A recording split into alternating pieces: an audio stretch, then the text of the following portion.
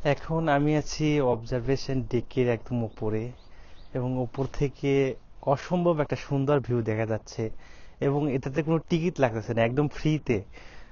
আমার চতুর্দিকে সমুদ্র, একদম পেছনটা চতুর্দিকে সমুদ্র।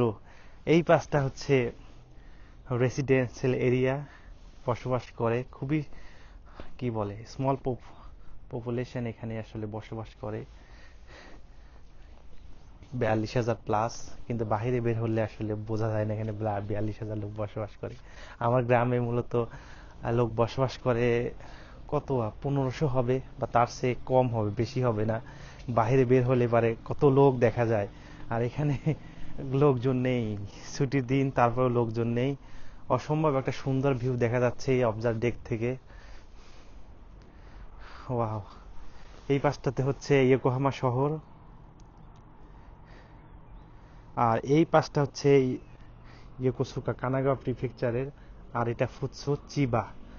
আর এই সোজা হচ্ছে ওতা কাওয়াসাকি, টোকিও। এবং এখানে আসতে হলে একদম ঘুরে আসতে হয়, টোকিও থেকে এই পাশ দিয়ে ট্রেনে করে এইখান দিয়ে একদম ঘুরে ঘুরে আসতে হয় এই ফুৎসোতে। খুবই সুন্দর একটা ভিউ দেখা যাচ্ছে সমুদ্রের এই অবজার্ভ ডেক থেকে।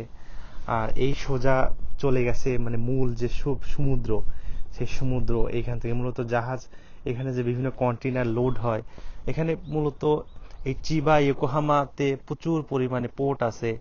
সেই পোর্ট দিয়ে বিভিন্ন পণ্য, গাড়ি সহ বিভিন্ন পণ্য, যে মেশিনারিজ বা অন্য অন্য জিনিসপত্র, সব হলো এইখান দিয়ে আসে। এবং এখান থেকে বা এই পাশে হলো চিবা পোর্ট, এখানে ফুৎসু পোর্ট, তার আরো অনেক পোর্ট আছে, ইয়োকোহামা পোর্ট। এখান দিয়ে মূলত জাহাজগুলো মূল সমুদ্রে চলে যায়, এবং ওখান থেকে আবার আবার যখন আসে কোনো দেশ থেকে পণ্য নিয়ে, তখন আবার এখান দিয়েই প্রবেশ করে।